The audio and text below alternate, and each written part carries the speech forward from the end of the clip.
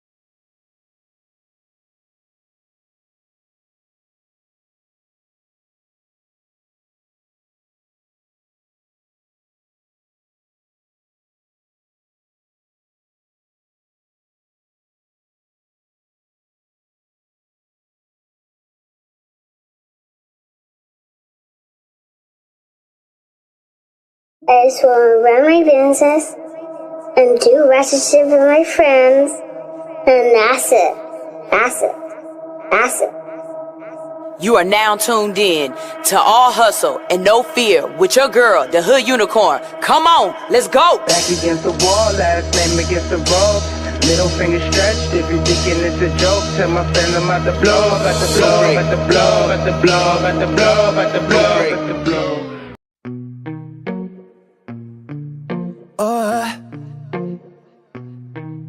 Oh yeah. Shit. Yeah. I'm caught up by the sight of you, but I thought of some freaky shit that we can get into.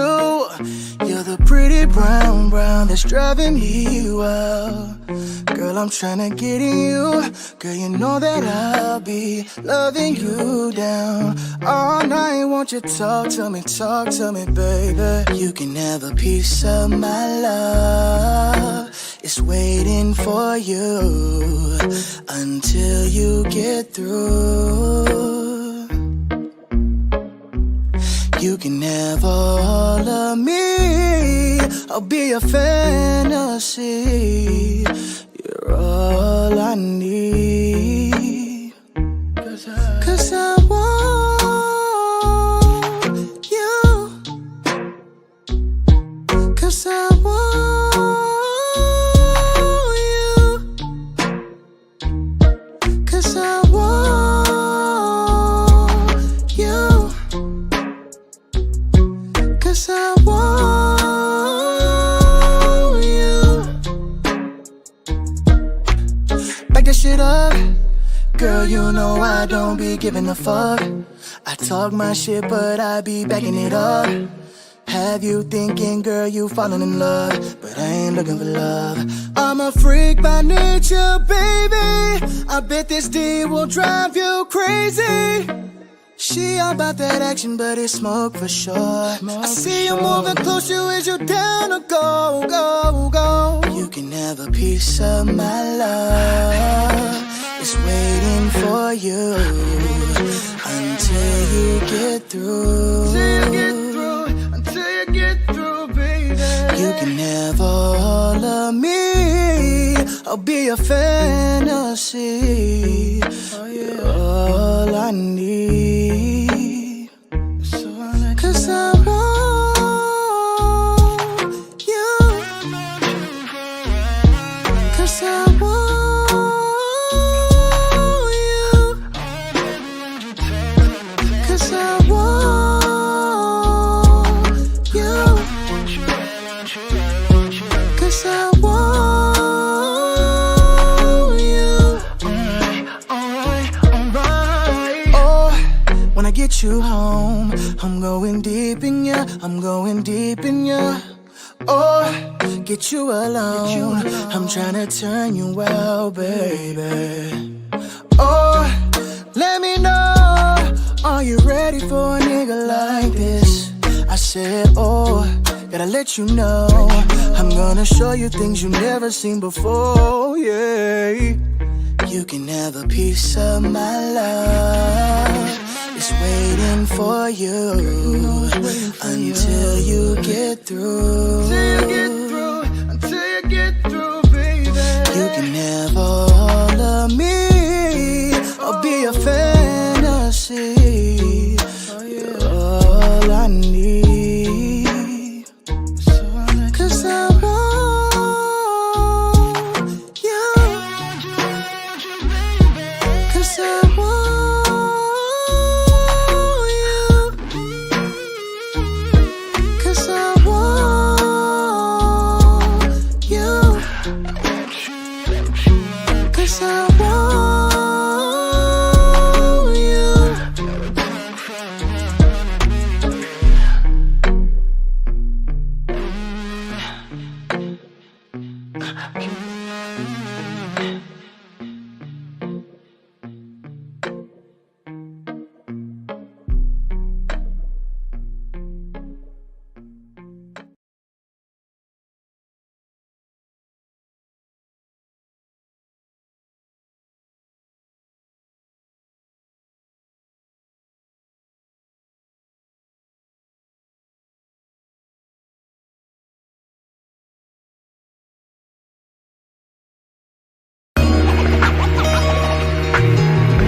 Kick it straight, kick it straight, flavor. Yeah. Kick it straight, flavor. Flavor. Ate it, baby. Kick it straight. Yeah. Somewhere around September 84, I went to a party with Pops and left with my mama. Back 3 trimesters later, welcome one hell of a summer. Big boy, I tell up some shit. While I ain't gon' sit down, I got my ass whooped. That took till that feeling wore down, and that was fast. So that I asked myself if I wanna repeat that shit and get beat or try something equally thrilling. Not so Knievel, but close enough even he do a grimace after I witnessing all the pressure I breezed through. Hey, this baby, the need for this enigma. Yo, hey, got a different flavor, you can savor indeed, post to appease ya. Yo, hey, take time, filter that stuff out your way that ain't gon' feed ya. And never get close to them suckers, they deep wanna deceive ya. In the 80s, baby's hot. In the 80s, baby's hot. In the 80s, baby's hot. Full of chicken pot pie. Baby, 80s, baby's hot. Full of collard green. We got the 80s, baby's flavor. We got the 80s, baby's flavor. Yeah, 80s, baby's pie. Full of chicken pot pie. Baby, 80s, baby's pie with the collard green. We got that 80s, baby's flavor. We got that flavor you can savor. Speaking from the old school, we are not of the same. Play a dialogue, interpreting the height as a flame. They think it's all about fucking bitches and rocking a chain. But they mind frame, it's not in my binocular range. They can be lame with a L, but I'm with cash with a K. And a couple dimes fiending for us to blast them away. Fucking with a player, she wouldn't dare ask for the pay. Cause the Decatur, baby, I'll leave her ass in the A. She 80, baby, pie full of collard green neck bone. Big show with the flow, get flexed on. I remember making plays on the mid-phone, cooling with my partner, Jack Pie by the X on. 12 were hating cause I was fresh with the dreads long. Not a smidget of a sucker in my flesh bone. Flying higher than an Android tech drone. 55 Chevy sitting pretty like a red bone. In the 80s, baby's pot full of chicken pot pie. Baby, 80s, baby's pot full of collard green. We got the 80s, baby's flavor. We got that 80s, baby's flavor. Yeah, 80s, baby's pie full of chicken pot pie. Baby, 80s, baby's pie with the collard enslave her, yeah. Haters, baby's the greatest human experiment gone right. But as for us, that's just tough. Cause the generation after us is after us and after each other. Can't kill each other fast enough. But this ain't the end all. You ain't gotta pretend, dog. Remember your independence. We begin and we end all. You ain't gotta follow them suckers out on the limb fall, fracturing your extremities, hindering your ascent, dog. Just feed your family, man. It be more important when you about 50 or 60 and looking back at your portrait of life. You like it's more to this. I compare this too much to hell. Hustling, but I feel like I'm a hare in a tortoise shell. Had a nightmare, I felt like I was a werewolf in tortoise shell. Clean off my back and I ain't looked back since. 80s, baby, you get the flavor and passion. Been governing my tax with this southern in my accent, pimp.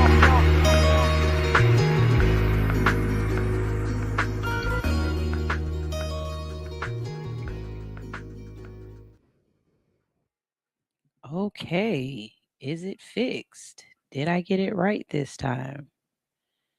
Is everything good? We're good. All right, y'all can hear me. I was gonna play another song, but since this took so long to do what it has to do, I guess we can start doing what we need to do, right? All right, whatever. What's up? First of all, good morning. Hey, how y'all doing? Welcome back to a great show with All Hustle, No Fear. Before we get our day started, I just want to reiterate something that I said yesterday, just in case you didn't catch it. We have a snowstorm possibly upon us. We have a 1 to 999% chance that we are about to have a hell of a weekend. We don't know. And just so you know, the reason why we don't know is because our president decided that we did not need to invest in weather balloons and into the National Weather Service, that none of that was important. So everything that's about to happen that we don't know is about to happen is literally because of this administration. And I will stand on making sure we always say, hey, look, it's their fault. Okay, because it is. Let's go ahead and, as they said, drain the swamp. Like, let's just go ahead and put a mirror in front of everybody's face and say, no, this is you. This is your fault. So I don't want to hear it. Go buy your meat, cheese, bread, water. You know that it's a disaster coming because the only thing left is Deer Park water. No one wants Deer Park water. If you like Deer Park water, I worry about your taste buds, and I do. Let's see. Also, because it is a potential to get snowed in, make sure that you have sex unprotected. We need as many Libras in this world as possible, and we thank you for your service. What's actually kind of funny is that on this week, not this particular day, but this week in 2011, we had a snowstorm as well. And how do I know that? Because I was pregnant with my first child. I was due on the 20th, and I remember calling the doctor and saying, hey, look, we're about to be snowed in. If I go into labor and I call the ambulance, like, are they going to bring me to Northside? He was like, no, they're going to take you to the closest hospital to you. And I was like, okay, bet. And I held that baby in. Because what I wasn't about to do was have my baby at Atlanta Medical. I wasn't having my baby at Atlanta Medical. It wasn't about to happen. So shout out to my son Georgie. Your birthday is tomorrow. He will be 15. He'll be 15. And everything that y'all see me doing right now is so that I'm not a hypocrite. I never wanted to be a hypocrite as a parent. And one of the biggest things that I want to teach my kids is that when you grow up, it's not what you want. Like, when you grow up and people be like, what do you want to be when you grow up? It's never, oh, I want to be a basketball player, or I want to be a doctor, I want to be a lawyer, I want to be a journalist, or I want to be president of the United States, I want to be ruler of the world, or whatever it is that you're doing.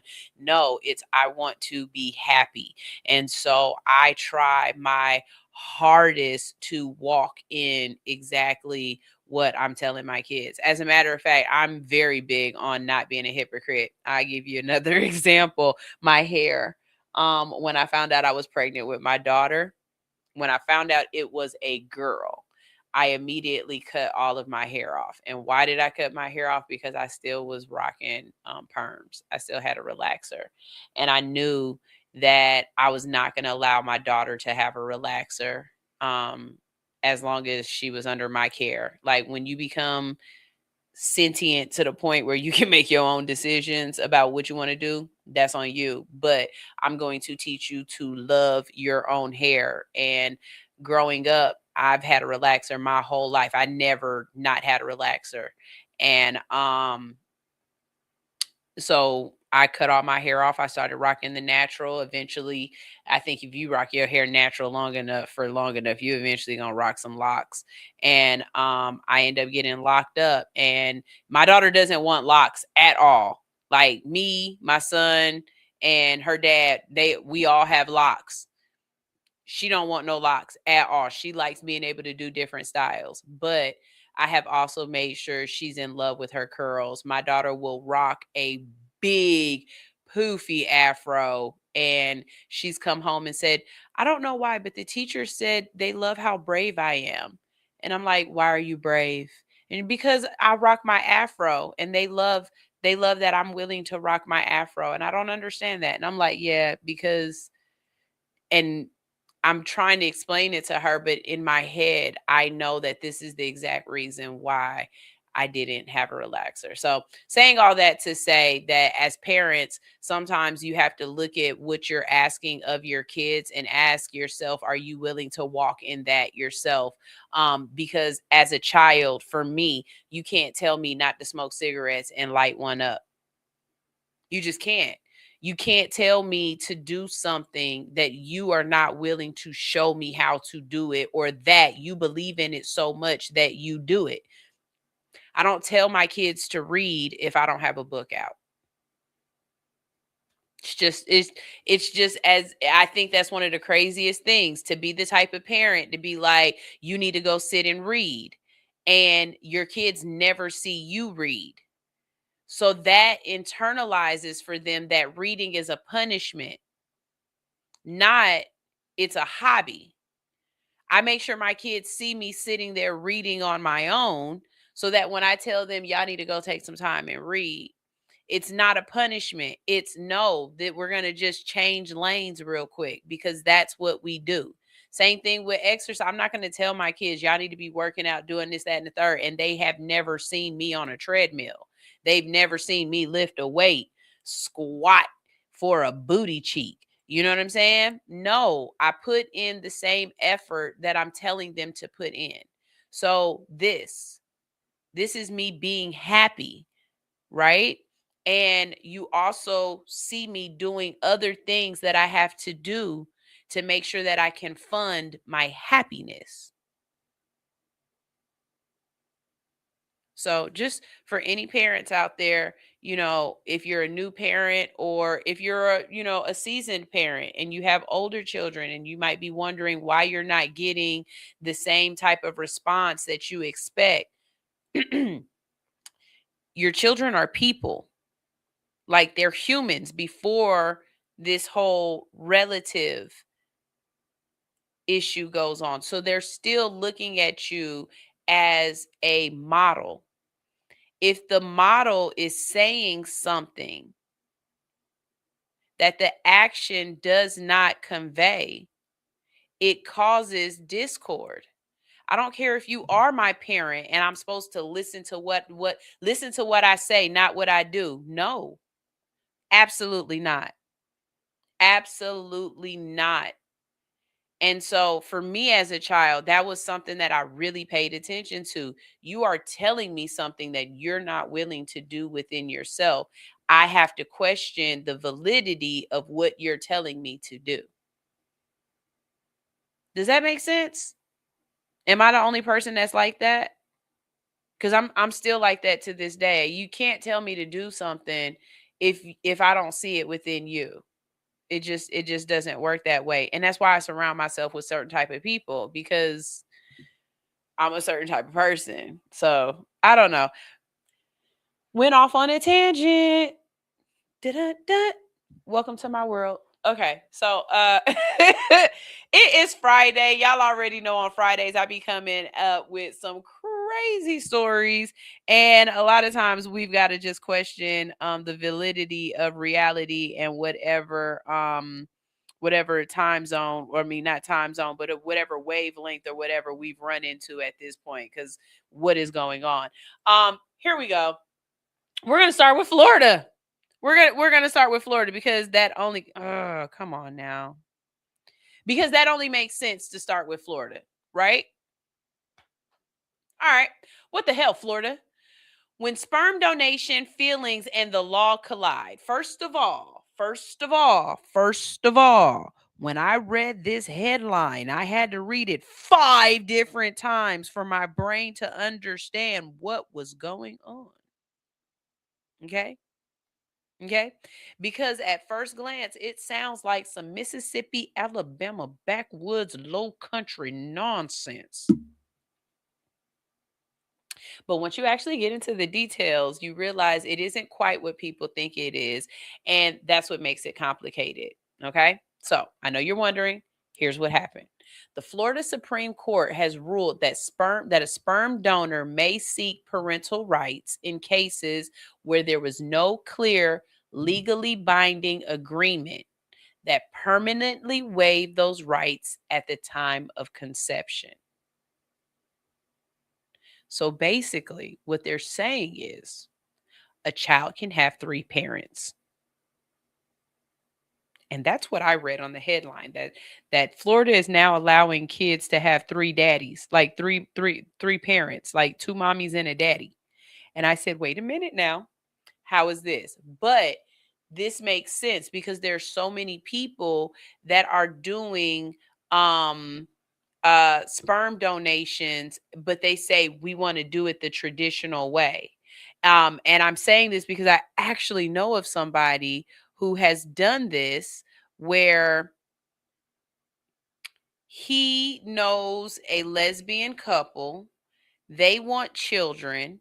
He wants a child, but he hasn't necessarily found someone that, he can have a child with.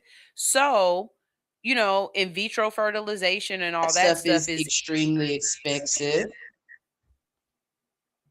So what he decided to do was, hold on, let me fix this. There it is. Okay. So what he decided to do was he had they were okay with it. He had relations with one of the ladies, and now they have a child. So technically, that baby does have 3 parents. Okay? So let's wave into this. This does not mean that every sperm donor suddenly gets custody. What it means is that the donor is allowed to petition the court, and a judge can then decide what's in the best interest of the child. And that's where the feelings come in, because this isn't a situation where a man donated sperm, disappeared, and popped up years later like, surprise, I want custody. From what's been reported, this man never fully left the child's life. He wasn't a daddy, but he may have been present, instrumental, consistent, and emotionally involved. Enough that when the couple who raised the child separated, he felt like he should still have a role. So basically what happened was everything goes to the Supreme Court because of a court case, right?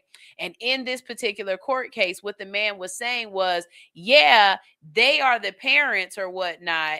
And yeah, I understand that they have a relationship, but even though my title to the child isn't daddy, I'm still in this kid's life.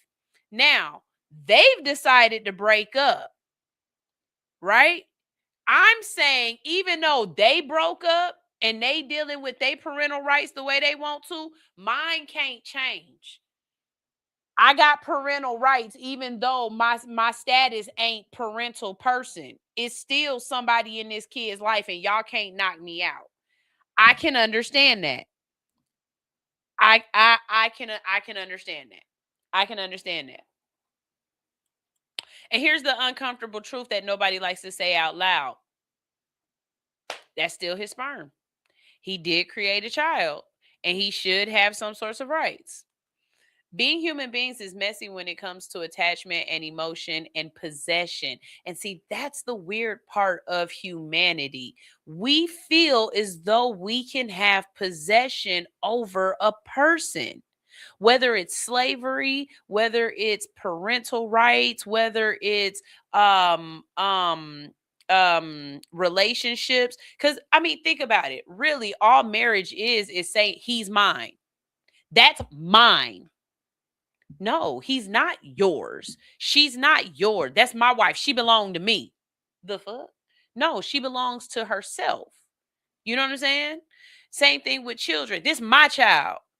I'm going to do what I want with my child. You can't see my child. No, we made this child. This is our child. And it's not ours. This is a human being that we are related to, that we decided to help come to an age of being and survive this madness of the world. You know what I mean? Like, this concept of ownership over a person or over people has to be looked at.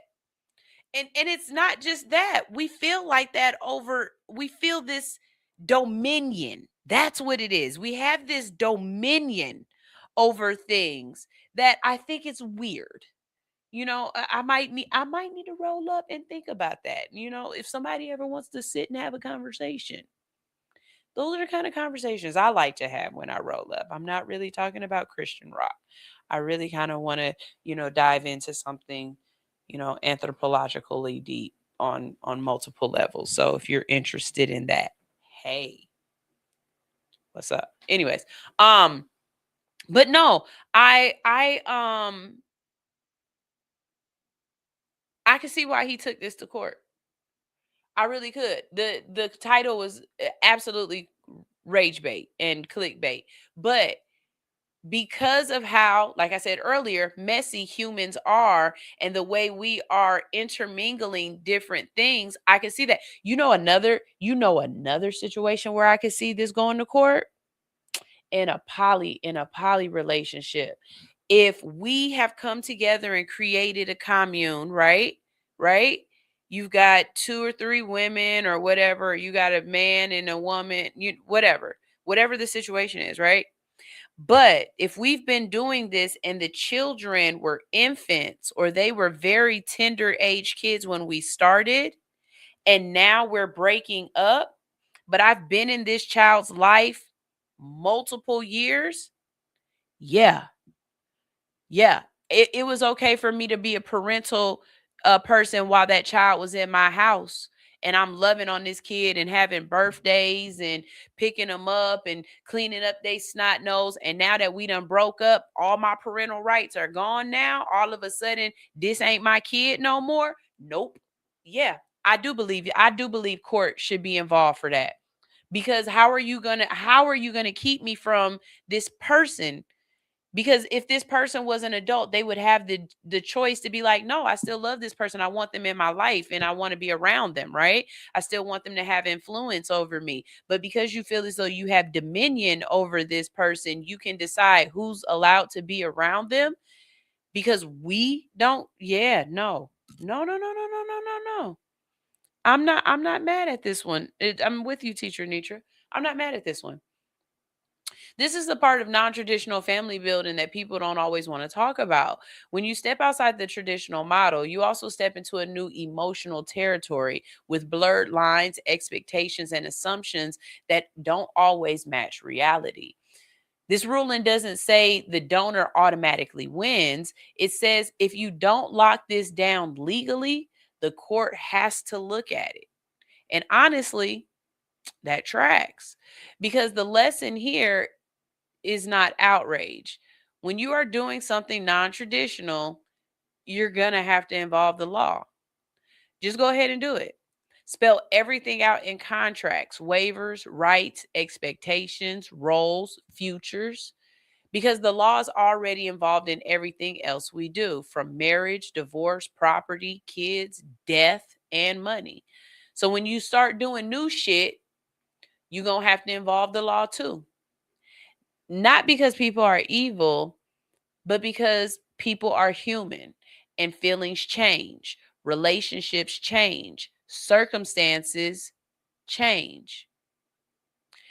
This Florida ruling isn't about morality. It's more about clarity and the lack of it. So no, this isn't a Florida is losing its mind, because I thought it was. I really did. I thought it was. In the way the headline makes it seem, this is Florida actually saying, if you didn't close the door legally, don't be shocked when somebody tries to walk back through it.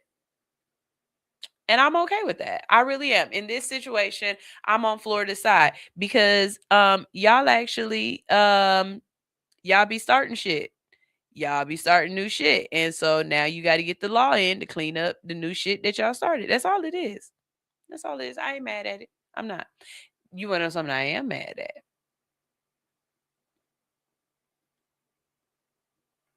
I'm mad when they play in y'all face. I am really mad when they play in y'all face, okay? So, a box of NYPD uniforms were found on the sidewalk.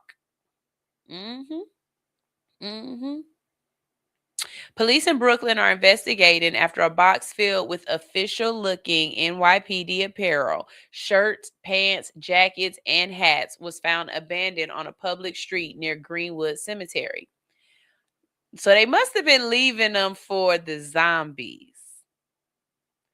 That's what it was. They wanted zombie cops. A box was discovered Tuesday night. Well, this was last Tuesday before that, because, this is an old show. Anyways, and taken to the police precinct for safekeeping while investigators try to determine how it got there and who left it. I'm going to be very honest. This is scary. This is scary. Do you want to know how I got these scars? Y'all ever seen The Dark Knight? Y'all ever seen the good Batman with Heath Ledger? The one where he dresses the clowns up like Gotham City police officers so that they can blend in, and then everything goes left. They killed the mayor. Chaos breaks out. The whole "a rock in a hard place" moment. Y'all don't remember that movie? Because that's all I thought about when I saw this. That's all I thought about. Because here's the things that people aren't fully sitting with. Uniforms matter. A police uniform isn't just clothing, it's authority, it's trust, it's compliance. And in real life, you don't just walk into a store and buy police gear. You need credentials, you need a badge, you need proof that you are actually an officer. So when a box of police apparel ends up abandoned on a sidewalk, that's not quirky and that's not funny. That's a public safety issue. And thank God somebody good found them before somebody else did. Thank God no one grabbed them up and decided to play dress up, because imagine being pulled over by somebody that you think is a real cop only to find out that it's a costume. No badge, no authority, and no accountability. Now imagine how that could end for someone vulnerable, for a woman, for a Black or a brown person, for anyone who has any reason to be cautious during a traffic stop. And that's all of us right now. That's all of us right now. That's why this is a little different in this climate. And yes, they got their conspiracy theories. People are speculating, and something it might be a protest stunt. Something is meant to embarrass or implicate leadership. Something is meant to stir fear or bait a reaction. The article that I read, though, it said that investigators haven't named a motive yet, but let's think about this. Timing matters too. Optics matter and context matters. It gives the same energy as when some protests pop off and then suddenly there are random pallets of bricks downtown. Y'all ever see that? Y'all ever notice that? They said that during the George Floyd riots. It's like, why all of a sudden it's just a whole bunch of bricks downtown? Just open pallets of bricks. No construction, nothing, but just bricks. Like, here, go crazy.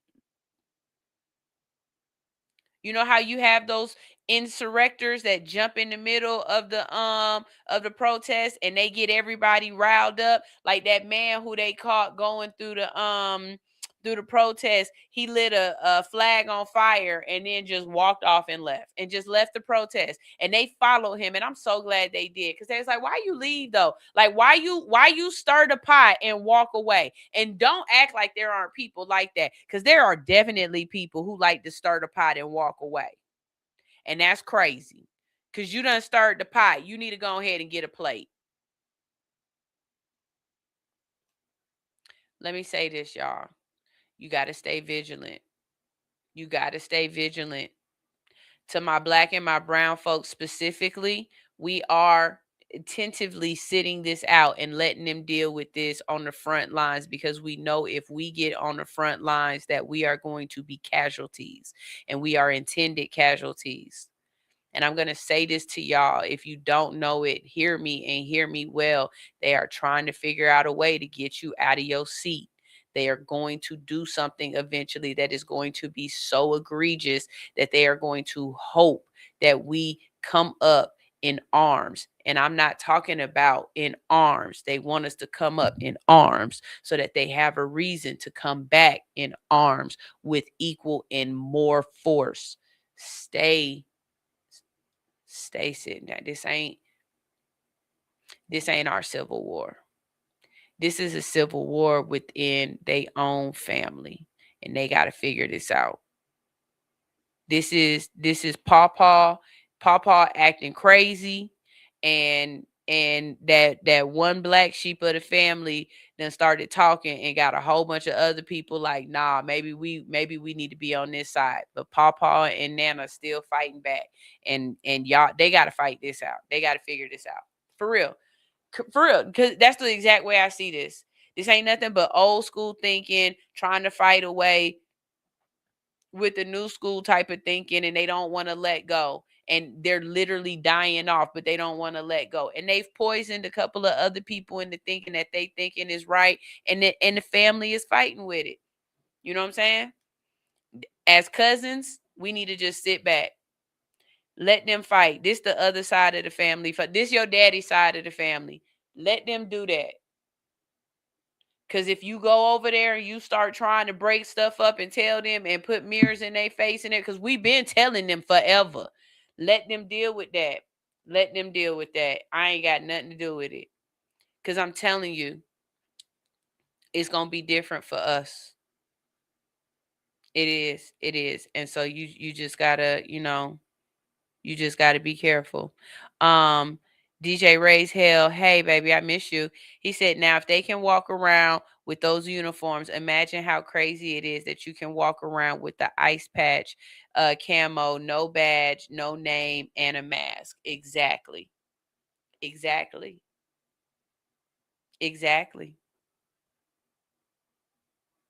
Just stay vigilant, okay? Just stay vigilant, and know this: there will be trials.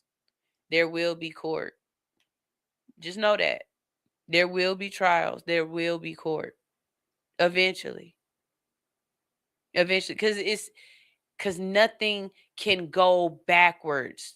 Everything is linear. No matter how hard you try to make things go back the way it was, you can't. You can't put the biscuits back in the can.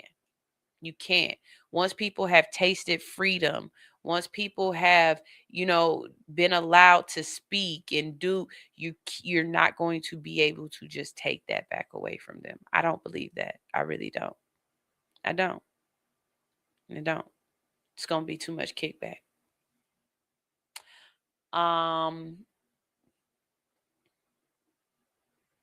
That's crazy that I wrote this a whole week ago and I still said the same stuff without even knowing what was coming up next, because it's been so long since I wrote this.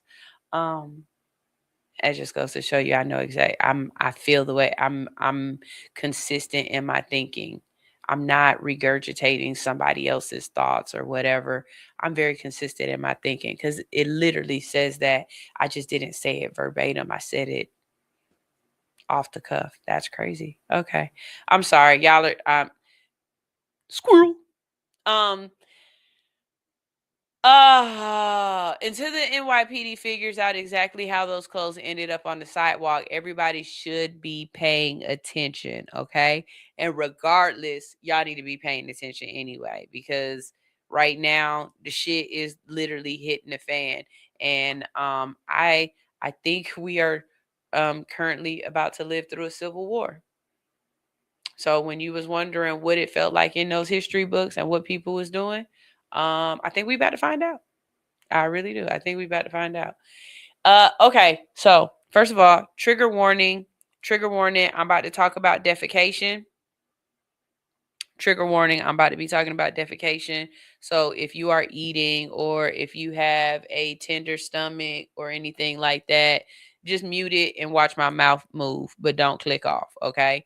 But I am about to be talking about defecation. And it has to do with a child. So that's all I got for the trigger warning. Let me say this. As a parent, I am so grateful that my children have gotten through. My daughter will be done with elementary school in a matter of months. This is her last year in elementary school.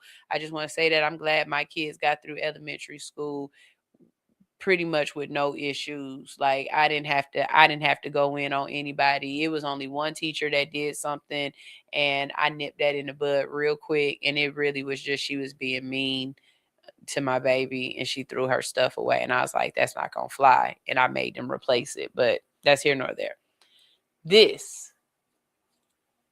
Oh God, I got so much time on my hands and my free time would be made by sitting on ChatGPT, just trying to figure out ways to be absolutely annoying to you without going to jail, because you would deserve it. Listen to this.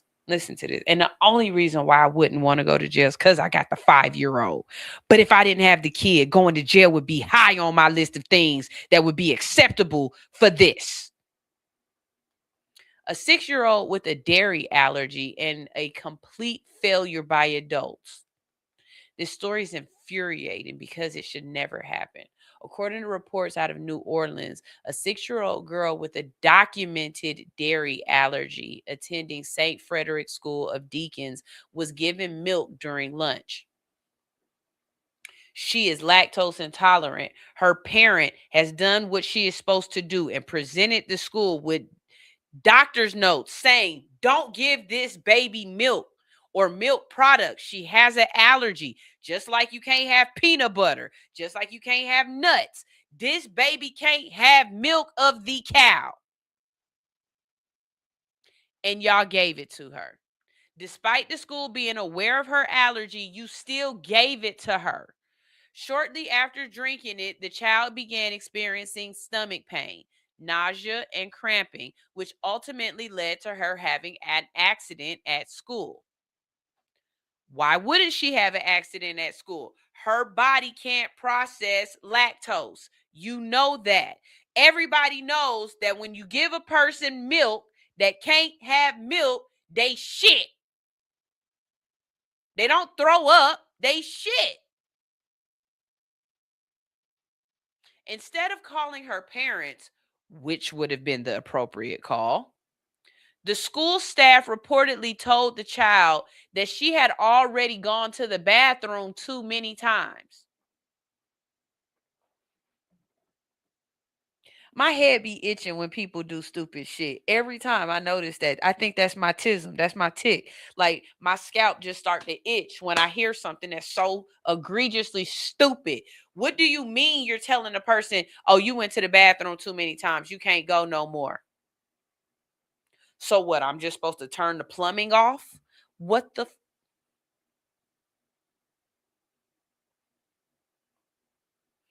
I don't know about y'all, but I have already had conversations with my children where I have told them, if you're ever in a situation and you need to go to the bathroom and your teacher tells you, no, you can't go to the bathroom, and you honestly need to go. And I'm not talking about you playing games. I mean, you are either really sick, your period has started, you have to go to the bathroom, like you have to defecate or you have to urinate before you do it on yourself. I don't care. If the teacher says that you can't, get up and go anyway. And call me on the way to the bathroom because I'll come to the school. Because no one is going to stop you from going to the restroom when you have to. And this is coming from someone who has restroom issues. When I have to pee, I got to pee. Some people cannot hold it. And y'all think it's funny. It's not funny. Some people are really in a dire strait to go to the restroom. And I used to hate that in school, because how are you going to tell me that I got to stay hydrated, but I can't go to the bathroom? That's not right. Y'all got these kids walking around with these big ass thermoses, everything else, but y'all can't go to the bathroom. And I get it. It's a teacher out here saying, but the kids play in the bathroom and the kids do this, that, and the third. But she's already been going to the bathroom. In this particular situation, this child has already been going to the bathroom. You can tell something's wrong. After a kid done asked me to go to the bathroom 2 times, as a teacher, I'd be like, what you doing in there? Which one is it? 1 or 2? If the kid tell me it's 2 and you done went two times too many, go to the nurse. She should have already been being sent to the nurse. Not to mention, I started this off with, it's a 6-year-old. She just got potty trained. She's still sitting on the toilet in public. Every time this baby done went to the potty, she probably done sat on the toilet, had her hands on the potty and everything, sitting, swinging in pain, because she ain't even old enough to be able to hover.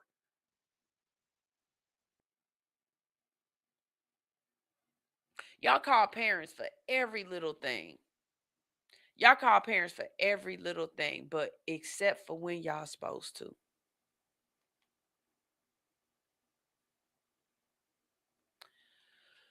All right. So anyways, the child had already gone to the bathroom too many times when she asked to use the bathroom again, right? Right? So how is a 6-year-old supposed to tell her body not right now? Okay? This is a child who don't even understand why she can't drink milk. She just know that milk make her tummy hurt. Right? Right? Her body is reacting in a way that she can't even control.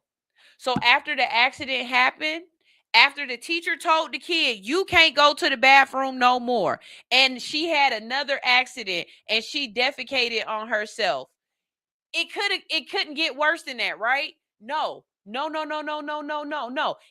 of the teacher, showing her some humility, instead of them cleaning her up and getting her a change of clothes from the lost and found, or I don't know about y'all, but when my kids were 5 years old, we had to send them with extra clothes. No, the teacher made the baby clean the shit up herself, without gloves, without adult assistance. She made a child clean up diarrhea, lactose defecation.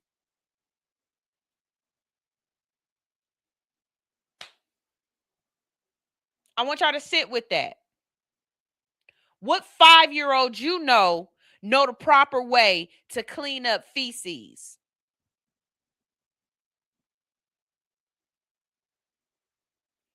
Do not pick on little kids. Do not pick on little kids. Do not pick on little kids. Do not pick on little kids. How is this kid's medical reaction her fault? How is it her responsibility to manage a situation that grown adults should have handled? We're not talking about a kid in high school, y'all. We're not even talking about a middle school. We're talking about a 6-year-old.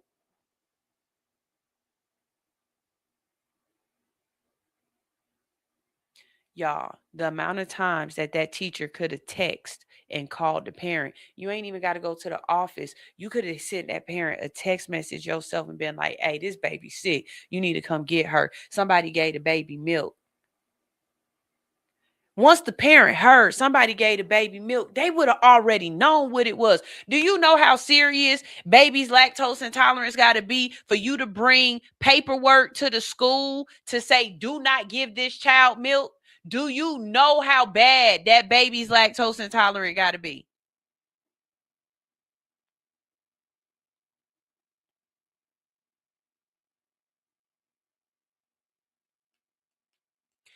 They tried to get this kid in trouble. I need you to understand that too. they tried to blame the child. She called the principal on the kid as if it's the kid's fault for misbehaving, as if it's this baby's fault. I need y'all to understand that. How?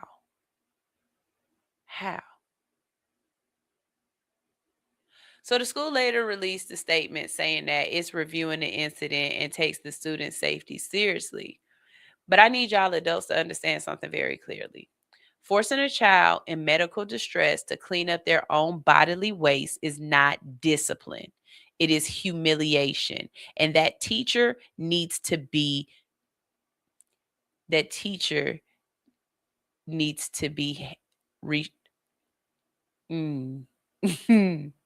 like I said, me and ChatGPT would think of some of the most imaginative ways that I would not go to jail, but I could just extremely inconvenience your world for the next, 6 to 12 months.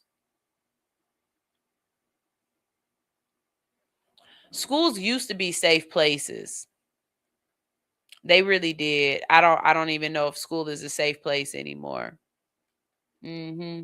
But school definitely needs to be a safe place for people who can't advocate for themselves. Children cannot advocate for themselves. And we are going to have more and more people who don't have empathy. And it's times like this when I be like, there's a reason why a lot of us did not want to be integrated. We still wanted segregation.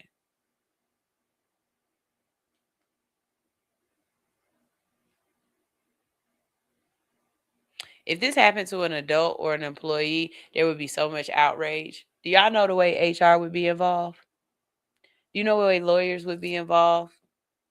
But because it's a child, people want to just be like, oh, it's not that bad. This is a failure of compassion, of training, a failure of humanity. How hard is it to protect babies and stop punishing kids for being kids? Like, I really hate y'all for that. I just want to let y'all know that. I really, really hate y'all for that every time. And these teachers, they that's the other thing that I hate. Y'all protect the teachers. Y'all protect the teachers. Y'all hide their identity. Y'all try to just move them to another school or something like that. Like, no. Y'all know how I say, well, we'll never get this because of how this administration is going. But if you're a cop, you should not be allowed to be a cop in another state or another precinct or another jurisdiction or whatever if you were a bad cop somewhere else. Right? Same thing with teachers. If you were a bad teacher somewhere else and you got fired for doing something egregious and being a bad teacher, you shouldn't be allowed to be a teacher somewhere else. No, get a new profession. Because what? Anyways, you're absolutely right, teacher Nietzsche. That teacher doesn't need to be a teacher, especially not of little kids. Because what? That pisses me off. Anyways, before we go to break, we've got to give a shout out to our Friday sponsor, Studio 219 Inc.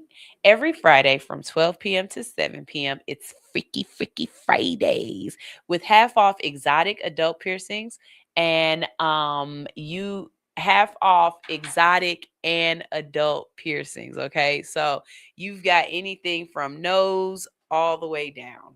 Take your pick. Okay, they have clean work, professional artists, and they are an Atlanta staple. Let them know All Hustle No Fear sent you. All right. Also, if you have a show and you're feeling a little scattered, you can have a brand audit consultation with All Hustle No Fear. I'll help you identify what's connected, what's missing, and how you have to tighten up your show structure. Visit All Hustle No Fear to get started. All right, we're going to go to a quick commercial break. And when we get back, we've got some more stories for y'all. Are you in need of some tattoo therapy? Visit Studio 219 for your next tattoo or piercing. Studio 219 is located at 1900 Piedmont Road in Atlanta, just 1 mile from the Lindbergh train station. Studio 219 is open Monday through Saturday from 12 p.m. to 9:30 p.m. and closed every Sunday. Book your appointment today by visiting www.studio219ink.com. That's studio219inc.com. Make sure to follow 219 on Instagram for promotions and specials at Studio219ink. Studio 219. Let us fix your creative itch.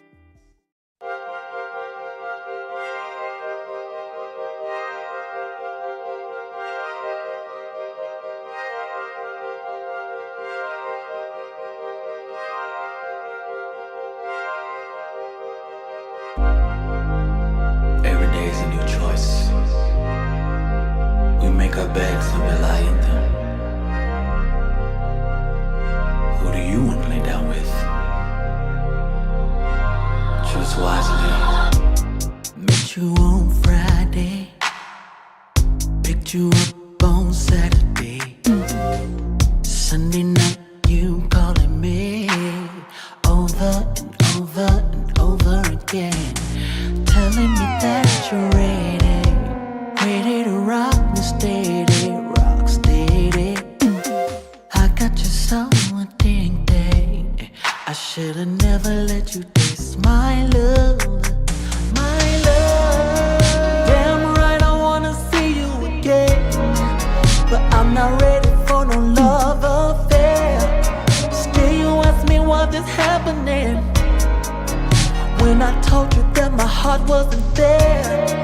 I handle business on the weekday, but you can have me on the weekend. Friday, Saturday, Sunday. Friday, Saturday, Sunday. If you wanna be my weekend lover, it's gonna be hard to leave. Take it from me, from me, from me. Take it from me, from me, from me. If you wanna be my weekend lover, it's gonna be hard to leave. Take it from me, from me, from me. Gonna be hard. Take it from me, from me, from me. Oh. Damn right I wanna see you again, but I'm not ready for no love affair. And still you ask me what is happening, when I told you that my heart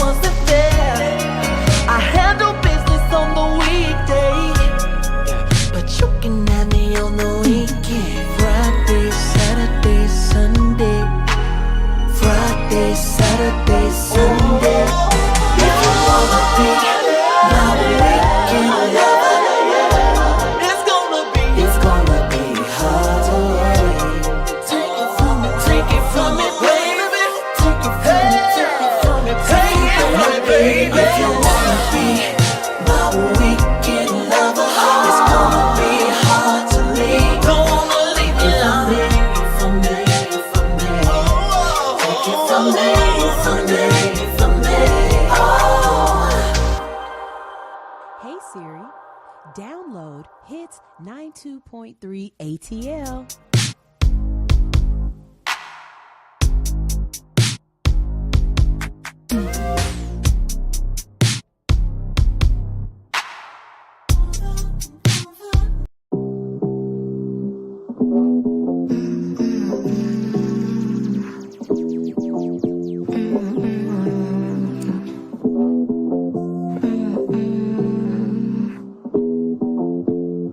I'm a real nigga, but I'm such a fucking lady since 18. My life been a film like Scorsese, it's crazy. I am still that bitch with a daydream, a day job amazing. I'm cash contemplating. I think about the green and she come to me. Invite her over when I want some company. I love her and she got me living comfortably. I need to pick me up, I pick me up some money. I got it out the limo with eyes. I think it's in my blood to cry. And niggas like to undermine, but this big Mindy bow with the underline. I'm a real nigga, but I'm such a fucking lady since 18. My life been a film like Scorsese, it's crazy. I am still that bitch with a daydream, a day job amazing. I'm cash contemplating. I think about the green and she come to me. Invite her over when I want some company. I love her and she got me living comfortably. I need to pick me up, I pick me up some money. I just dug your bro out and then I took his hoe out. Told me showing skin is a sin, I took some more out. Like I could give a fuck about your rules and regulations. I could give a fuck about the bullshit that you say. I got bigger balls than any nigga you know. I take all my calls on my other cell phone. They like, oh wow, she about to blow, they late. But anyhow, nice of you to show up. I'm a real nigga, but I'm such a fucking lady since 18. My life been a film like Scorsese, it's crazy. I am still that bitch with a daydream, a day job amazing. I'm cash contemplating. I think about the green and she come to me. Invite her over when I want some company. I love her and she got me living comfortably. I need to pick me up, I pick me up some money.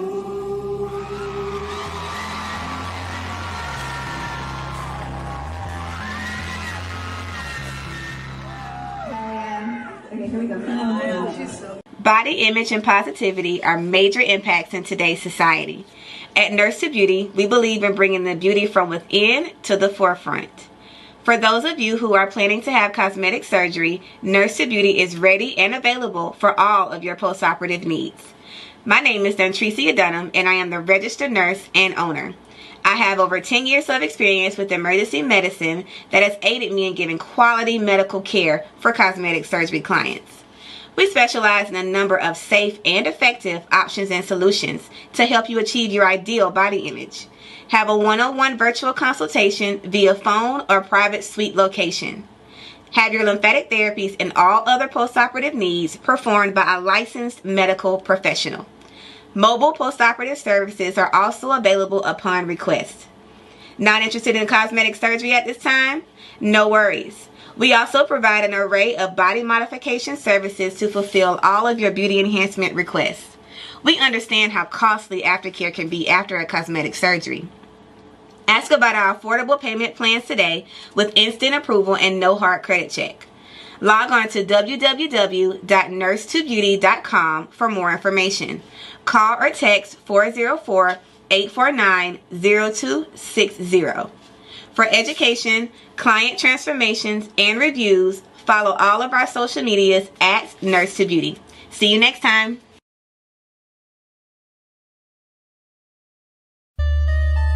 Say, Sterling, you see they gonna hate you, understand me? I'm backstage at a show and this nigga, he mad than the motherfucker. Motherfucker went on before we did. He on the phone talking to his girl. I was like, hey, goddamn, nigga, man. Matter of fact, bro, he did some shit like that. He said some shit like that. Some nigga named him. Some nigga named him. Jay came out the blue. Jay came out the blue. Nigga stole our show. Nigga stole our show. Now what we gonna do? Now what we gonna do? Shit, nigga, let's jump.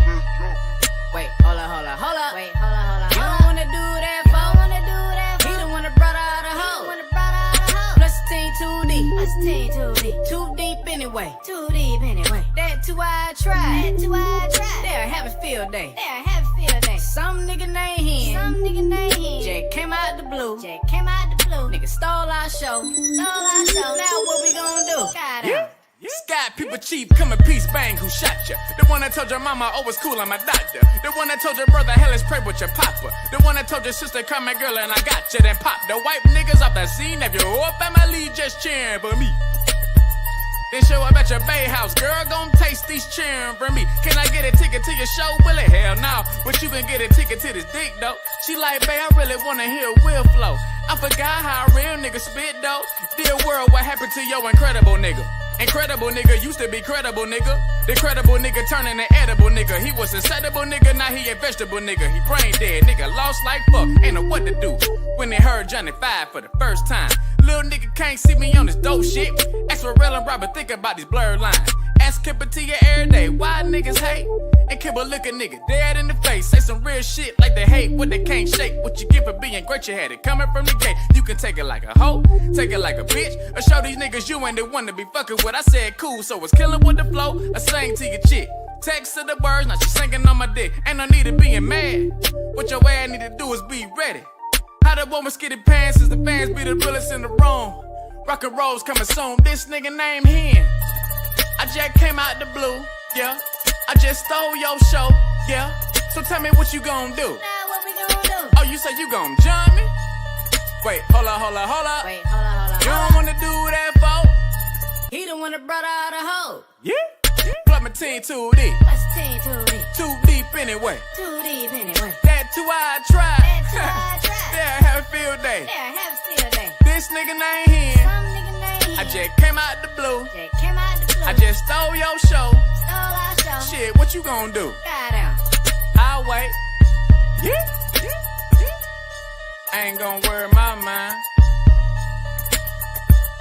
Nigga wouldn't even do it for the vine. Goddamn.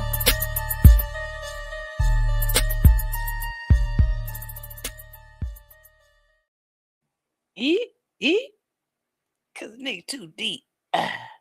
Anyways, my bad. I'll be back here.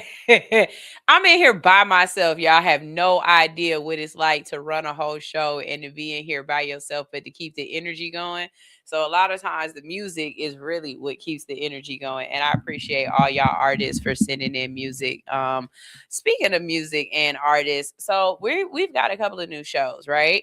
Like I said, the Goat Shop is back. Y'all make sure y'all tune into the Goat Shop. They'll be on right after me.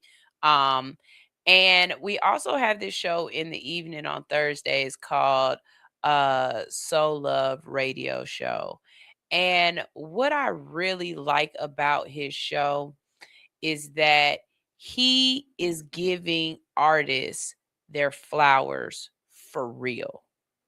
And when I say that, I mean, this man, you can tell he's a fan of the people that he brings on here.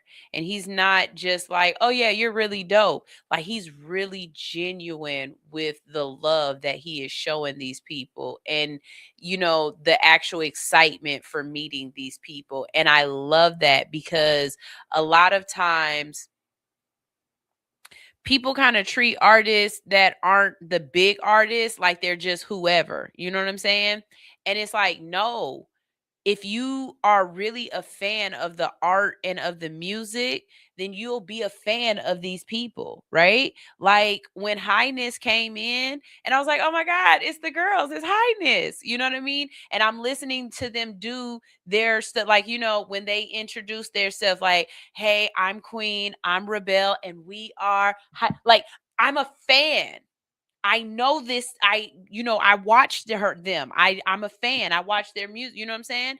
And watching him feel that same way about them, I love seeing that. And just watching his show as it's growing and cultivating and he's getting comfortable and he's moving into it. So I'm really proud of him. And I think he's doing an amazing job. And that's the thing about hits as well, right?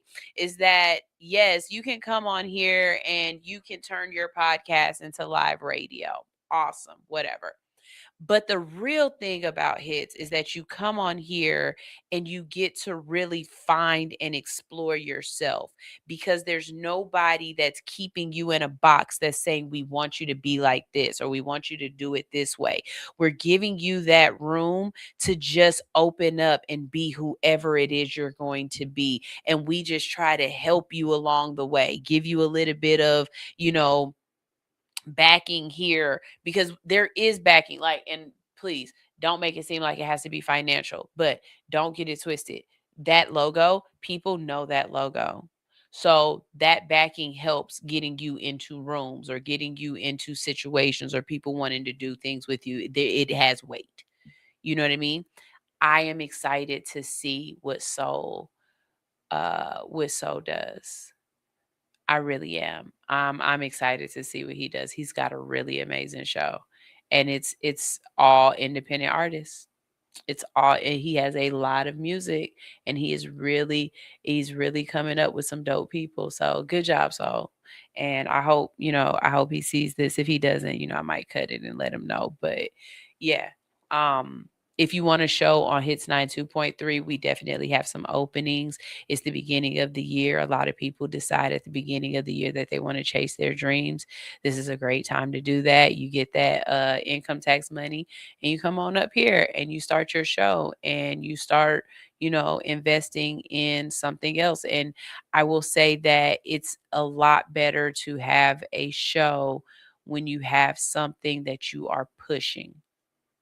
It just is. It is. And I see people run their shows a whole lot differently when they have something that is behind it, that is the machine behind the show. And again, you can come, I can do an audit with you and help you figure out where your next steps are. But Hits is a really great place to be, and I love it here. So that wasn't meant to be what it was, but it is what it is. So take it. All right. Speaking of that, I say all the time, I have no problem being honest about this. And I think the reason why I'm honest about this is because who my parent is. So my father was a journalist. Like my dad has an Emmy. Okay. My dad, I love my pops. I love you, pops. I'm so proud of my dad. But my dad used to be an anchor on the news. Like my dad was a reporter for a very long time for a well-known TV station in Cleveland, Ohio. So for me, I have a lot of respect for journalism, right? I'm very quick to tell you this show, I'm not a journalist. I'm a conversationalist. I am finding stories that have already been broken. People have already done the work. They've already written these stories. I'm going and I'm just taking the information that they've already given and I'm giving you my commentary, my thoughts on it. In most journalism, that's not even allowed. It's not about your thoughts and your opinions. It's about the facts. That's why I say very plainly, I am not a journalist. I am a conversationalist. We're conversing right now. I just can't hear you all the time. All right? Be a little bit louder. How about that? This guy calls himself a journalist. And I will say that this is not journalism. This is harassment. Not everybody can be Hood Anchor Yee from Atlanta. Okay. And not everybody who picks up a camera and a microphone understands the responsibility that comes with pointing it at real people, real businesses, and real communities. What Nick Shirley is doing is not investigative reporting. It's agitation. It's a spectacle. And it's causing real harm to people, according to state officials who are not committing fraud. Let's talk about one of the claims that he keeps pushing. So basically, this is a kid that gets on Instagram and TikTok and YouTube and does exposés, right? He questioned on his latest one, he's questioned why the doors at childcare facilities were locked. And it's like, sir, they're locked because of people like you. Like literally, these child care facilities are locked because bozos run in there and they do things to little kids, and they use kids as target practice. That's exactly why the doors are locked. So since you want to base this, he's basically saying that there's fraud here. Because when white men get angry, radicalized, and violent, because school shootings exist, because predators exist, because pedophiles exist, because people feel entitled to enter spaces that do not belong to you. That's why the doors are locked. That's not fraud. That's protection. The most disturbing part of this story is not locked doors. It's the fact that child care centers have to lock their doors to protect children from the outside world. And that's the real indictment of our society. But let's be very clear about something else. You do not get to parachute into immigrant communities, particularly Somali-run businesses, film selectively mock signage, insinuate criminality, and then act shocked when people says it looks like harassment instead of reporting. So basically, this man went here and he tried to say that these people are frauds, that there's no kids in these buildings, that they're just saying that they are, that they're collecting government funds, and that they're locking the doors so that you can't come in and see that there are no kids in there. That's basically what the premise of his videos were. So, basically, because he did this, state regulators conducted unannounced inspections, and which they should. You shouldn't know that I'm coming because you will try to protect yourself and, do things that clean up the things that are wrong or whatever. We need to see how this really runs, right? Oh, hell. My thing is... Okay, so basically the state came out and they found that there was no evidence of fraud, and that these people are running their facilities correctly. But what's really crazy is that when you look into this man's parents, his parents actually do have fraud cases open. And it's like the kettle calling the pot black. It's not my thing.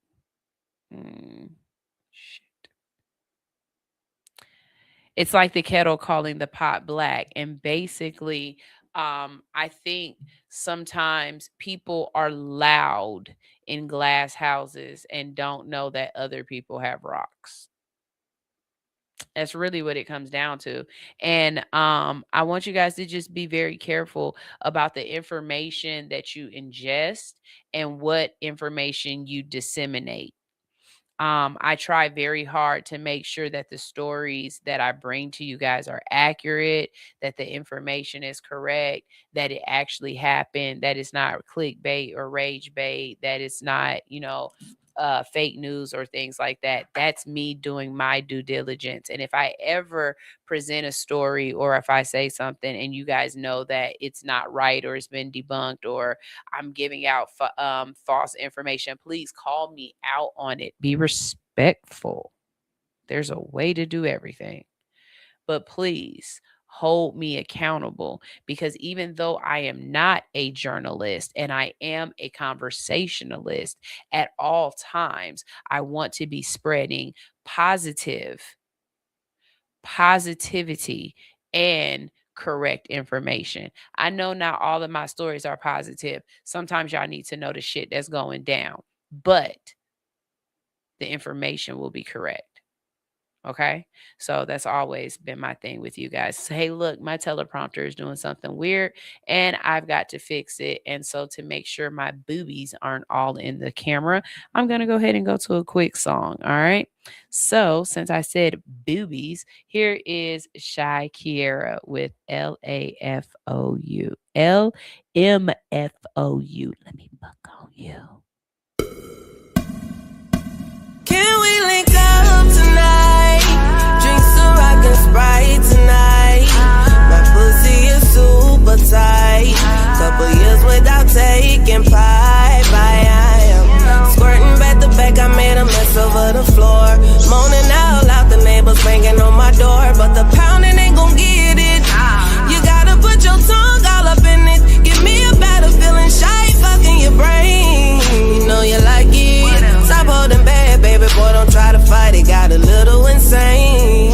orgasm riot. I'm an Aries, baby daddy, you a Pisces. I'd rather make love than get a quickie. Love it when you're on top, go slow in me. And when we make love, it's a hell of a drug. I'm addicted to you like I'm a coke fiend now. Put it in your face, know you like the way it tastes. The way I scream your name in your ear, I wanna sing. Ooh, right there, don't stop, daddy. Feeling so good, riding you like a caddy. Beat it up like a porn star actor. Slurp it up, stimulate from my reaction. You know I like it rough, handcuffing me in action. So choke me up on your back, I do the scratches. On top of cars, up in these bushes. On these staircases, no fucks where we do it. Don't tell nobody what we do. I won't tell nobody what we do. Keep this between me and you. All of this between me and you. Let me fuck on you. LMF for you.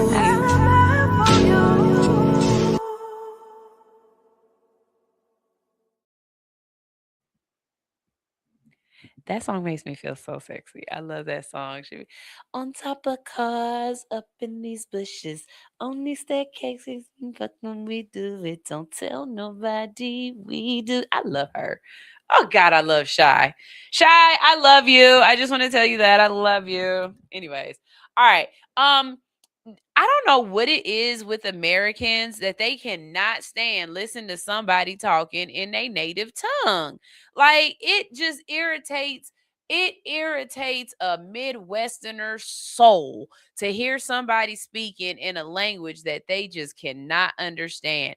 And from someone who is so attracted to accents. Oh my God, I love a great accent. I promise you, don't come around me talking about what's up, baby. Baby, I hear the crawfish all in your voice. Come on, say something else to me. You better say Mardi Gras in New Orleans, baby. I love, oh, baby, you better come down here and get you some pound cake, sweet. What? Give me a good accent. You bet not, s'il vous plaît. S'il vous plaît. Grey poupon. What? What? I will have you talking all the time to me. Don't you put your voice down real low and get in my ear and start talking that bumbaclot.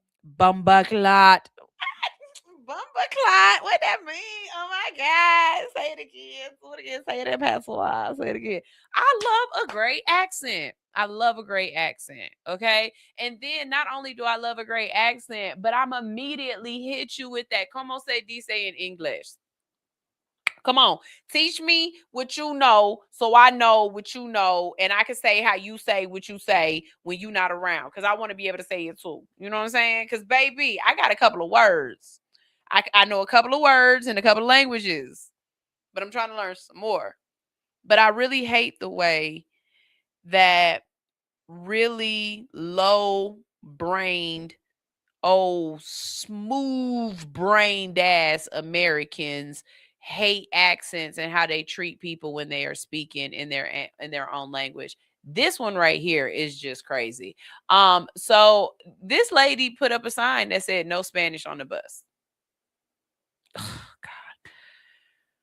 God. Discipline and discomfort for who really feels threatened, right? So in Pennsylvania, a school bus situation with some honesty and nuance. On one hand, I absolutely understand this. If we are in a group setting and we are all talking together, all participating in one shared conversation, and someone deliberately switched to a language that not everyone understands, yes, that can feel exclusionary. Yes, I can understand that. In a group conversation, the goal is shared communication. That part is fair, right? But here's where that changes. If I'm sitting quietly with my friend, with my cousin, with my sibling, with a family member, and we're having a private conversation, and we decide that we want to speak in our native language, the language that makes us most comfortable, that's not rude. That's not bullying, and that's not disrespectful. That's personal choice. And that's where I've always had a very firm opinion. People who take offense to others speaking another language in their presence are often dealing with jealousy, whether they want to admit it or not. And I'm not going to fake front about it. I wish I was multilingual. I would love to grow up in a household where multiple languages were spoken, where my brain could naturally translate and flow between them. But that isn't my experience. I got raised on Black girl magic, resilience, culture, and strength. I didn't get multilingual skills, and that's okay. This bus driver in Pennsylvania decided that some girls that were talking in their native language were bullying the rest of the bus because they couldn't understand what they were saying. So it had to be bullying, because that more so shows your thought process, that if you could speak in another language, the first thing you would do is talk bad about other people in their face. It wouldn't be that we would just be having our own conversation about life. So she puts a sign up that says, hey, you can only speak English on this bus. Could you imagine? Like the audacity. Again, like I started in the beginning of the show, people feel like they have so much dominion over other people. The audacity to think that you can tell me how to communicate.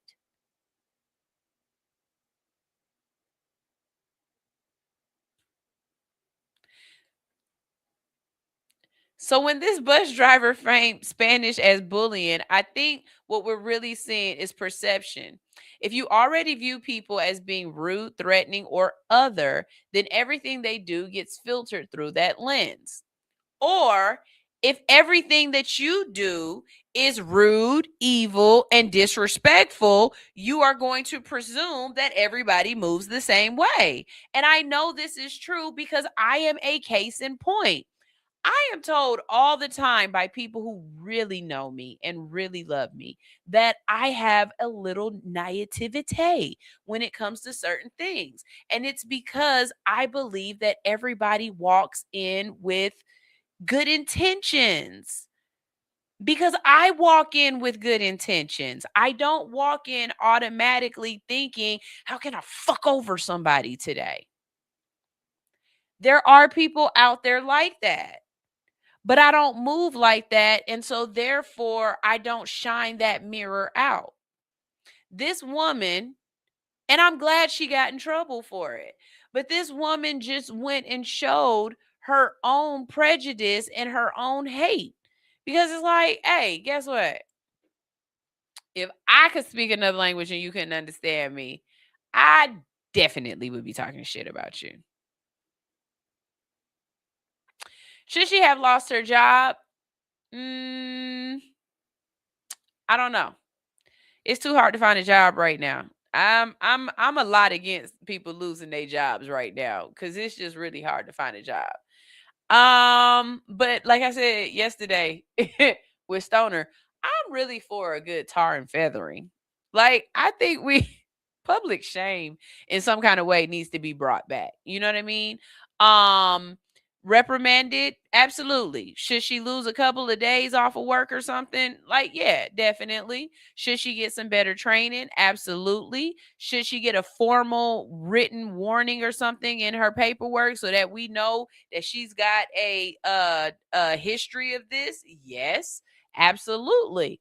But I don't think she should necessarily be fired because she wrote the sign and because she was, a little whatever. I think that's a little nuclear. You know what I mean? But I do believe she should have to drive a bus full of kids that are ESL students. Like, just on like this is our year of 50, right? If you don't know what that means, this year, this is our Curtis Jackson year. This is the year of petty Patty, okay? Tap into your 50 Cent. Do I think she should be tar and feathered? Yes. And I don't mean that I don't mean that literally. I mean that figuratively, meaning she should be humiliated publicly, or she should be admonished publicly. Shame, shame. You know what I mean? And putting her on the news and having these stories about her is a great way to do that. Absolutely. Put her face on there, put her name out there. Like, everybody should know this is the lady who don't like it when people speak Spanish. But another way that I would go ahead and get my 50 cent on with it is that I would put her on ESL only buses. Every bus that lady got on would have a multitude of kids who could not speak English at all, whose parents can't speak English at all. That's what I would do. That's just the kind of petty I got. That's just the kind of petty I got. You know what I'm saying? I'm for real, because sometimes you got to fight fire with fire. And what would be amazing is if she came off of that ESL bus knowing how to speak Spanish. Mm-hmm. Mm-hmm. And if everybody on the bus is speaking Spanish, you can't say that it's bullying, because everybody understands everything except for you. Mm-hmm. Mm-hmm. At the end of the day, her story isn't about discipline, and it's not about discomfort. It's not about discipline. It is about discomfort, and discomfort with other people's languages or culture or identity has a long, ugly ass history in this country. Languages are not threats. Kids speaking comfortably are not threats. What is a problem is that when authority figures project their fear onto children, that's the problem. All right. So, I would love to see her on an ESL bus. Like, y'all don't think that would be like a perfect punishment? 6 months riding on an ESL bus, picking them up, and dropping them off. Drop it off in the comment section what your petty reply to this lady would be. What would you do instead of firing her? What would you do? I want to know. Okay. This one right here, Atlanta, y'all got to get it together, man. Like, y'all know we in a recession. You can't try to take us for everything. And trying to take us for everything is literally making us say, I ain't gonna give you nothing at all. Like, y'all are really, clip this.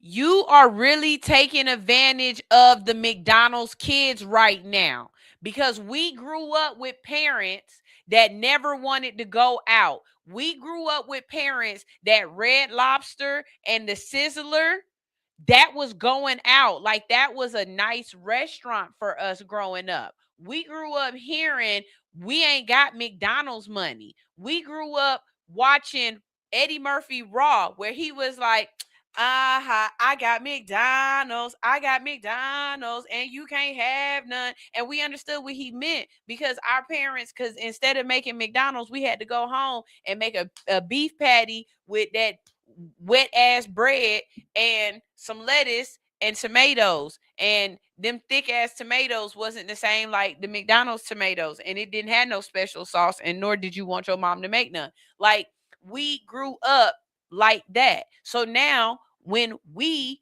became adults, we got McDonald's money and we outside, and y'all are taking advantage of that. Y'all are making everything extremely fucking expensive. You're making it so that we have to pay for every little thing to enjoy ourselves, and we are turning into our parents and starting to say, I ain't got McDonald's money no more. And now you're mad, and it's your own freaking fracking fault.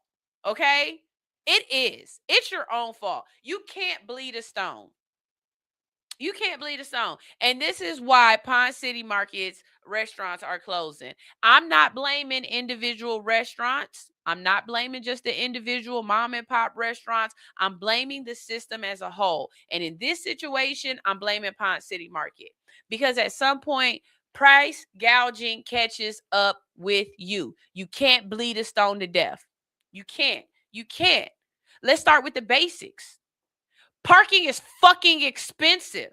And not only is it expensive, but then you take absolutely no responsibility for my car in your parking lot. You are charging me an arm and a leg to park my car, but if somebody breaks into it, you have no liability. What the fuck am I paying for parking for? Why y'all got all these parking decks, but no responsibilities?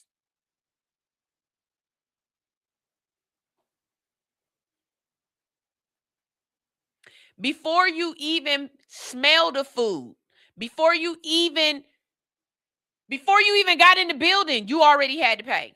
Now you walk inside and everything costs more. And not a little more, but like a lot more. Like drinks ain't reasonably priced no more. $12 for a beer is crazy. Okay? And the reason why it's $12 for a beer is because their rent is so high.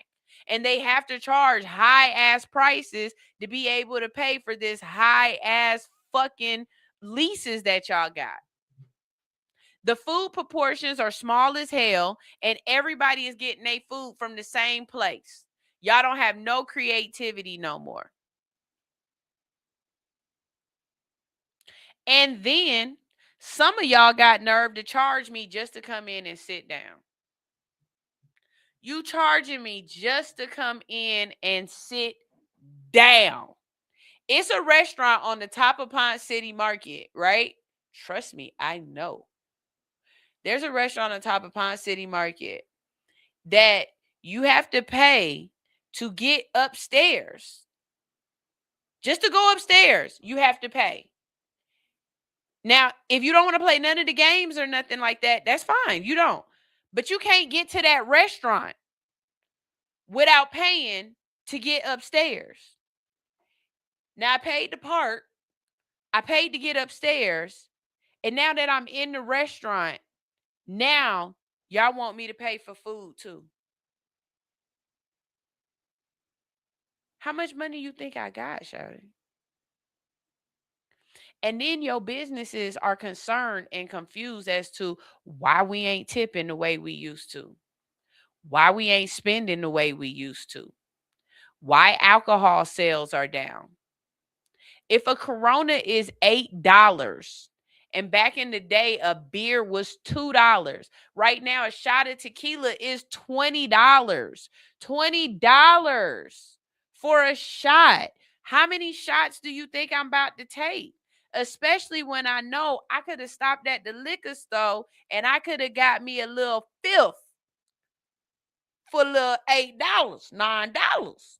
Like you taxing. That's not inflation. That's pricing people out.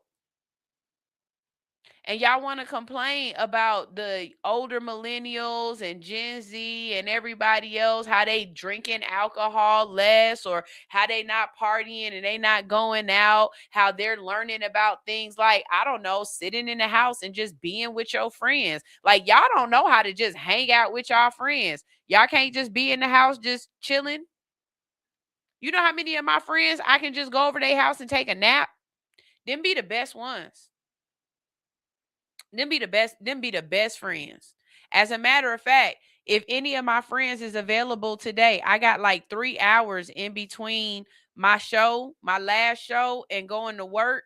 And I don't want to go all the way back to Douglasville because I need to go towards Atlanta. Anybody of my friends that's down towards Atlanta that'll let me take a nap on the couch for 45 to 55 to 75 minutes is greatly appreciated because Sunshine will pull up. What's up?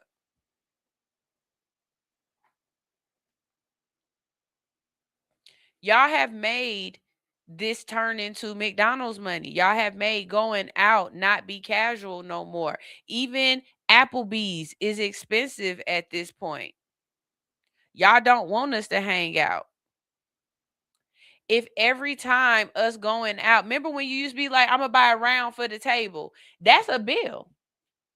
That's a bill. That's not like, oh, okay, 5, 10, 15, 20. Yeah, I buy a round for the table. That's 2, 4, 6, 8. Plus a 20% gratuity on top of it. We just spent $100 in shit that we're about to piss out. Think about that. You want me to spend $100 on a liquid that I am borrowing? I don't even get to keep it.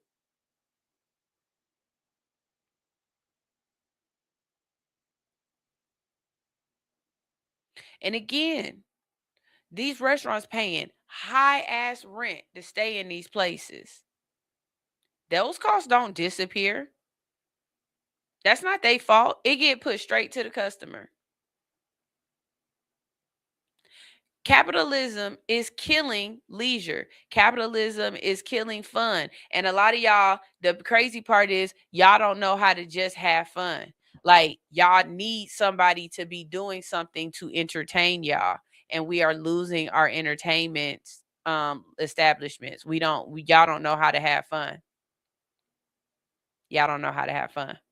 So when 4 local spots close in one food hall at the same time, because 4 different spots have closed in Ponce City Market at one time, that's not coincidence. That's failure. And that's a system failure. Ponce City Market has turned experience into extraction. Everything is monetized. Nothing is successful. And now you're watching the inevitable outcome.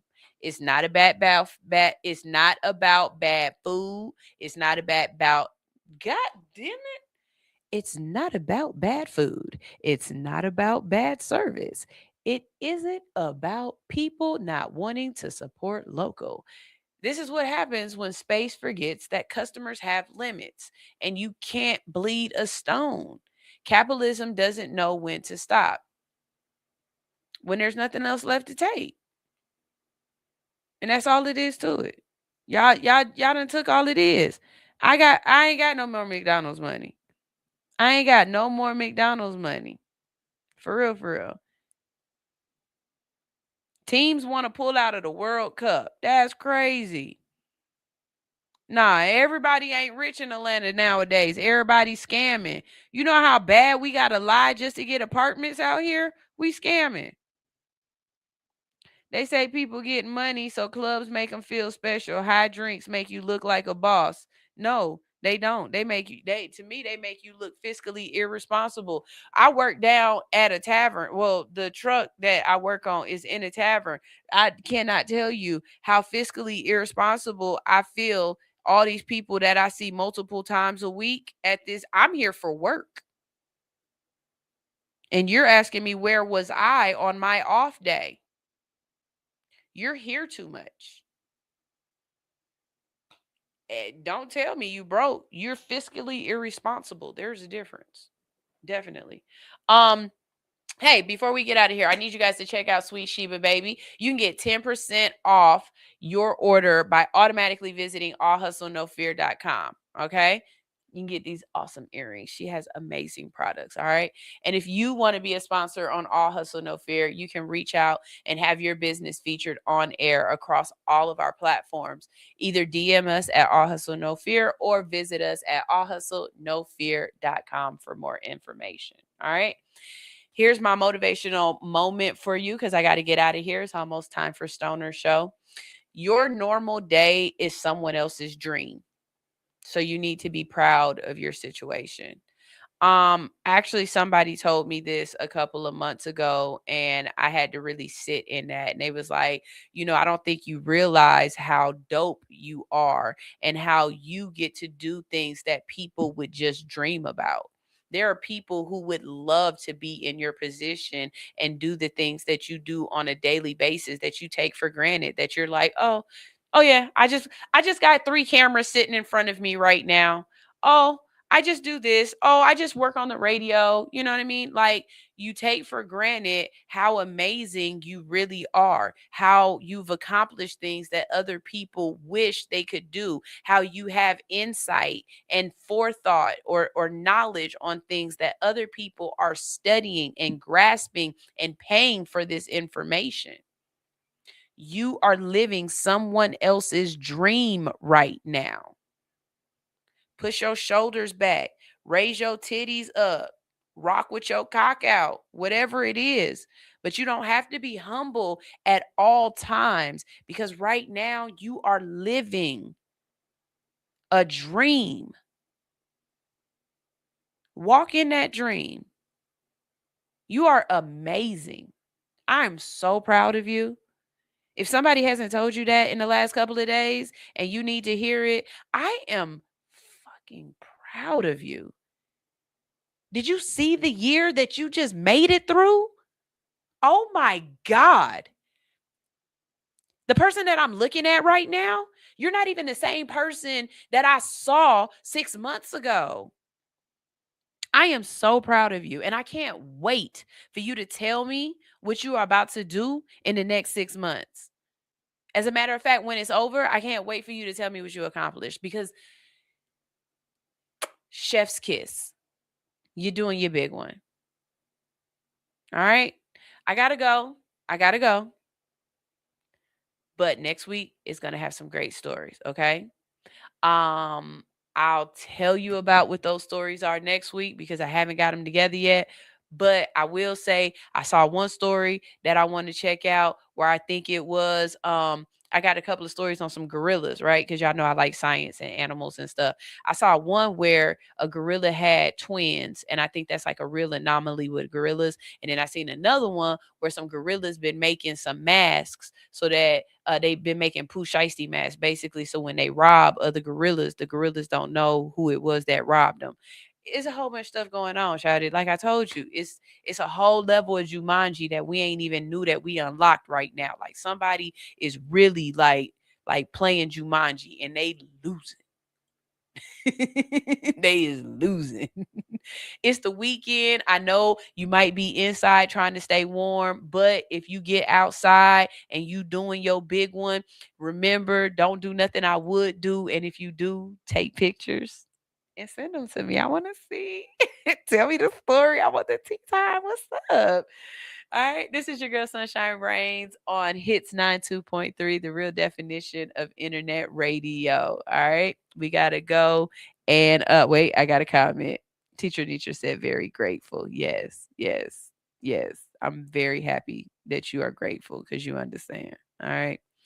All I want to do is run my business and do ratchet shit with my friends. That's it.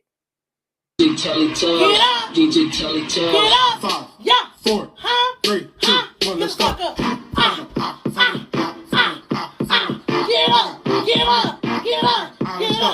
Throw that ass in the circle. Throw that ass in the circle. Go best friend. Go best friend. Go best friend. Go best friend. Go best friend. Go best friend. Go best friend. Fuck it up.